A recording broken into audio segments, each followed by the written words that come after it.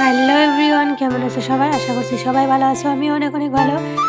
তো দেখো আমাদের এখানে কীরকম বৃষ্টি হয়েছে। দেখো তোমরা, এত জোর বৃষ্টি হয়েছে যে বাইরেও বেরোনো যাচ্ছে না। আর এদিকে আমার বোন দেখো বৃষ্টিতে ভিজে ভিজে ধনে পাতা তুলে নিয়ে এসেছে, কারণ আজকে কালো জিরা বাটা আর শাক ভাজি দিয়ে ভাত হবে। কারণ বৃষ্টির মধ্যে আর কি রান্না করা যাবে, যে উনানেও রান্না করা যাচ্ছে না, সেই জন্য ঘরে মানে গ্যাসের মধ্যে রান্নাবাড়া করা হচ্ছে।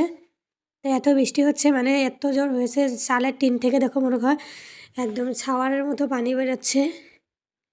তো এই দৃশ্যটা দেখে তো দারুণ লাগে। আর ফুল গাছগুলো বৃষ্টির মধ্যে দেখতে অনেক সুন্দর দেখা যায়। একটা ফুল গাছ তো আমার মানে কি হয়ে গেছে। তো এইদিকে দেখো আমি বৃষ্টি একটু ছাড়ার পর আমি আবার নিজের মাঠে চলে আসলাম। মাঠে থেকে একদম জমিতে একদম পানি জমে গেছে, যা মানে একদম খানিকক্ষণ পরে একদম নদীর মতো হয়ে গেছিলো। আমারটা আমি দেখছিলাম বৃষ্টির মধ্যে, দেখতে জমি মানে ফসলগুলো কত সুন্দর দেখাচ্ছিল, একদম সবুজ কালার, দেখো কত সুন্দর দেখাচ্ছে। আর মানে জমিতে মানে একদম পানি জমে গেছে, আর অনেক মানে ফসলও নষ্ট হয়ে যাবে এই বৃষ্টির কারণে। অনেক মানে সারাদিন ধরে বৃষ্টি ছাড়া নামেনি।